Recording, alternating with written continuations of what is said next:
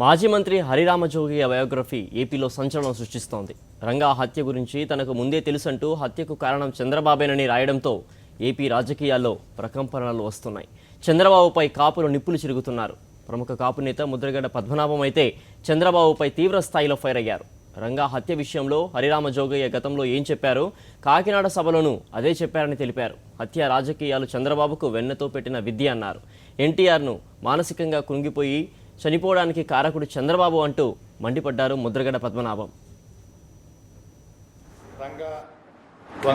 మోహన్ రంగా హత్య గురించి పుస్తకంలో రాశారని చూశానండి. ఆనాడే చెప్పొచ్చు కదా అని మాజీ మంత్రిగా ప్రశ్నిస్తూ ఉన్నారు. ఆనాడే చెప్పాడు ఆయన హరిరామజోగి గారు, ఇందులో చంద్రబాబు నాయుడు పాత్ర ఉంది అని బహిరంగ సభలో నేను కాకినాడలో ఏర్పాటు చేసిన సభకి వచ్చి ఆయన, నల్లపరెడ్డి శ్రీనివాసరెడ్డి గారు, సత్తారు గౌతు రచన గారు ముగ్గురు వచ్చి సభకి నాకు సభలో వారి ఉపన్యాసం మాకు వినిపించడం జరిగింది.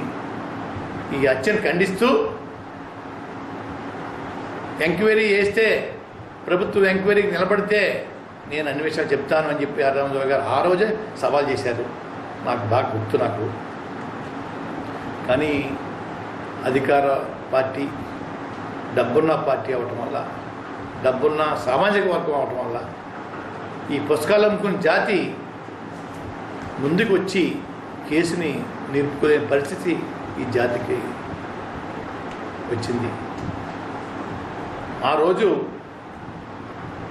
కొన్ని విషయాలు చెప్తానంటే వచ్చిన తర్వాత చాలామందిని లూటీలు చేయకుండానే లూటీ చేసినవాడు ఒకడు, లూటీ చేసిన మనిషిని ఒకటో ఇద్దరు పెట్టి అదర్స్లో 10 మంది ఇతర పెద్దల్ని కలిపేసేసి తడా చట్టం పెట్టారని మనకి టెర్రరిస్టుల కోసం.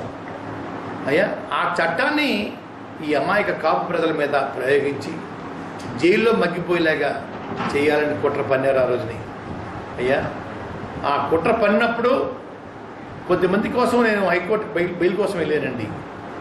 పద్మనాభరెడ్డి గారి దగ్గరికి వెళ్ళిన ప్రభుత్వ న్యాయవాది దగ్గరికి వెళ్ళినప్పుడు వారు, పద్మనాభం గారు, ఇది తడా చట్టం, కేసు పెట్టిన తర్వాత 6 నెలల వరకు బెయిల్ మూవ్ చేయడానికి అవకాశం లేదు, ఇది మీరు ఉద్యమం ద్వారా ఈ చట్టంలో ఉన్న సెక్షన్ని మన మీద ప్రయోగించకుండా ఉండేలాగా మీరు ఉద్యమం టేకప్ చేయండి. కాకినాడలో జరిగిన బహిరంగ సభ నుంచి ముఖ్యమంత్రి గారికి నేను సందేశం పంపించాను. అయ్యా ముఖ్యమంత్రి గారు, టెర్రరిస్టుల కోసం వాడవలసిన చట్టాన్ని ఈ కాపు జాతి మీద వాడుతూ ఉన్నారు, మంచి పని కాదు సుమా. మా మనిషి చనిపోయి విచారణ ఉంటే మా జాతి మళ్ళా పుణ్యం మీద కారం చెల్లినట్టుగా మీ పరిపాలన సాగిస్తూ ఉన్నారు, ఇది మంచి పని కాదని చెప్తే వారు లేదు రామజోగి గారు చేసిన ఆరోపణకి నాకు తెలిసిన విషయాన్ని కొంచెం జోడిస్తాను మీకు. అది 100% నిజమా అబద్ధం చెప్పను. హత్యకి ముందు వారి సామాజిక వర్గంలో ఉన్న ఆస్తిపరులందరినీ అంచెంచెలుగా సమావేశం పరిచి మీ ఆస్తులు ధ్వంసం చేయబోతారు, మీరు వెంటనే ఇన్సూరెన్స్ చేయించుకోండి, ₹1,00,000 ఆస్తి 10 లక్షలు, 10 లక్షల రూపాయలు ఆస్తి ₹1,00,00,000 చేయించుకోండి, మీకు ప్రమాదం ముంచుకు వస్తుంది తొందరలో అని ఒక ఇండికేషన్ కూడా ఇచ్చారని నేను విన్నాను అప్పట్లో. అంటే నేను ప్రభుత్వం లేను కాబట్టి నాకు బయట ఉన్న విషయాలు తెలిసి, అంటే హరిరామజోగి గారు చేసిన ఆరోపణకి దీనికి పొందన ఉంది. అయ్యా రామారావు గారు మరణానికి కూడా చంద్రబాబు నాయుడు కారణం. అంటే ఈయన చంపలేదండి, మానసికంగా చంపేశాడు. మర్డర్ చేయలేదు, పీక్ పిసికేయలేదు, తడుగు మానసికంగా కుషించిపోయేలాగా ఇంట్లో ఇంకా మంచం పడి లేచి పరిస్థితి లేకుండా చేసేసి అయ్యా కారకుడు ఈయనేస్తారు. కానీ ఎవరు కూడా పట్టించుకోలేదు. వాళ్ళు అయ్యా లోకానికి అన్నీ తెలియవు సార్. అయ్యా రామారావు గారు చావు కూడా చంద్రబాబు నాయుడు కారణం.